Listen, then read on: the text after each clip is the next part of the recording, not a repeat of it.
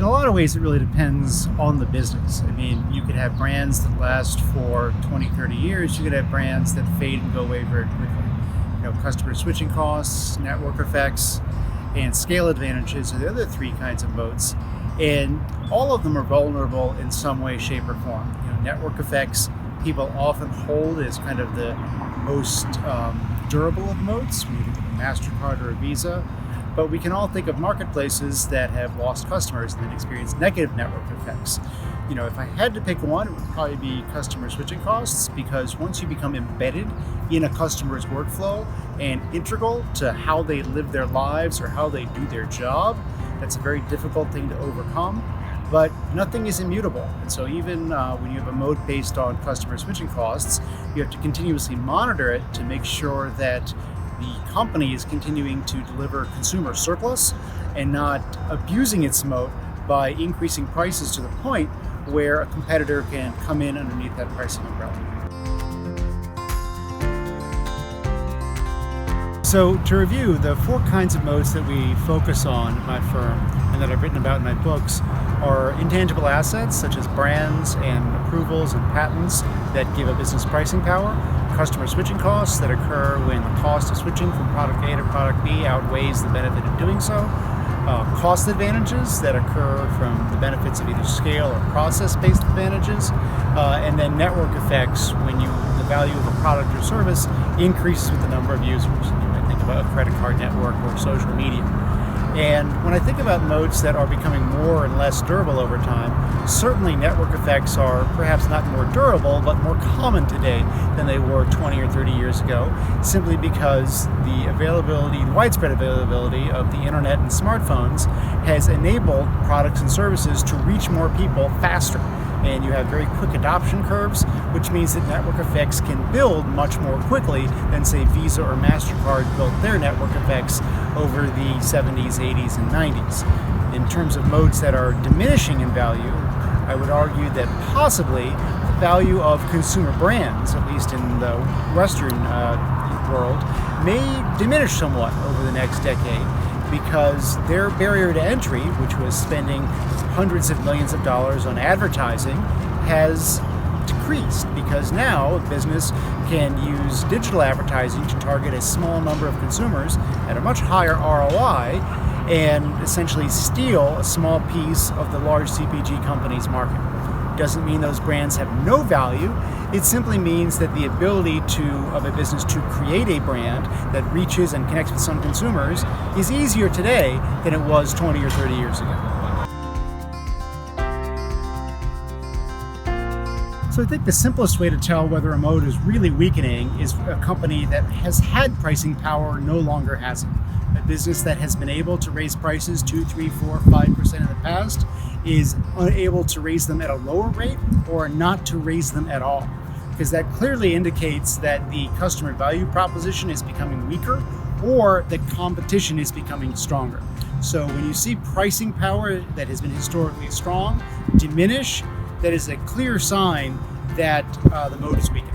So one area in which moats that have been really strong for a long time may, and I emphasize may, become less strong over the next decade or so is if you think about consumer products companies, especially in the West.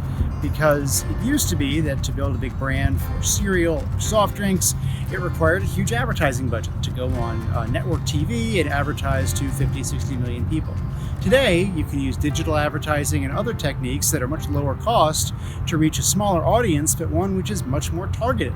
And so that means that the addressable audience for the mass brand arguably becomes lower. So that's an area where I think you may want to question whether the inevitables still are inevitable in a way.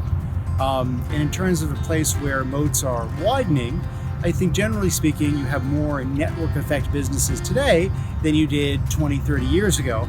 And that's largely because of the access to information and the internet, where the ability to have a product, quote unquote, go viral or increase in value to you as a single user as more and more people adopt it, that's easier today because of the ability to adopt the product quickly with smartphones in everybody's hand. So a moat is, I would argue by definition, something that's inherent to the business, something that doesn't change very much. Management can change. And so betting that a manager is a moat, I think, is different from betting that a manager will create a moat. Berkshire Hathaway is a very good example. You could have looked at Berkshire Hathaway in the 1970s or 1980s and certainly made a strong argument that Mr. Buffett was a good manager, a good capital allocator.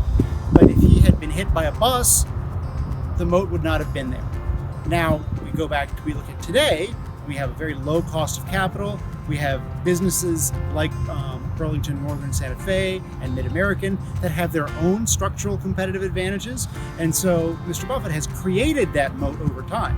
Berkshire certainly has a moat today, but if you look at Berkshire back before, when it owned Burlington Northern and Mid-American, and it was really just a collection of minority holdings in publicly traded companies, going back 20 and 30 years, arguing that Mr. Buffett was a moat when at any day he could have had a heart attack, he could have been hit by a bus. I think that's a difficult argument to make, which is why management itself is not a moat, though they can build moats over time. As an investor, your returns are going to be determined by future cash flows, not past cash flows. So if a business has been reinvesting very heavily, not making a profit because it's acquiring customers at a low cost, building factories, laying cable, laying railroad, whatever it might be, as long as that investment has a positive net present value and is likely to generate cash in the future once that investment declines, it's entirely possible for a business to be producing accounting losses today and be very valuable at some point in the future, because the past is only really an indication of what the future may be. There are many businesses that have generated lots of cash in the past that are worthless today, and there are many businesses that don't generate a profit today, but that are going to be immensely profitable 10 or 20 years from now. Well, think of a cable company. I mean, if you're a cable company and you're laying lots and lots of coaxial cable underneath the ground, you're investing a lot. You're paying people to dig up the ground and you're buying the coax and you're laying it and connecting it to each house. So you may not be generating a lot of value today, but once the cable network is built out, and you don't need to build the cable anymore, you don't need to lay any more cable out, and it's got an economic life of 20, 30 years, well, your investments come down, your cash flow goes up, and you create a lot of value. Well, it certainly would be hard to argue that Amazon has not created any value, despite the fact that it's plowed every dollar it's ever made back into more distribution centers, back into its own plane network that displaced UPS and FedEx, and now even into its own ground delivery network. Those actions are creating an enormous amount of value for shareholders and for customers, even though they reduce reported GAAP profits today.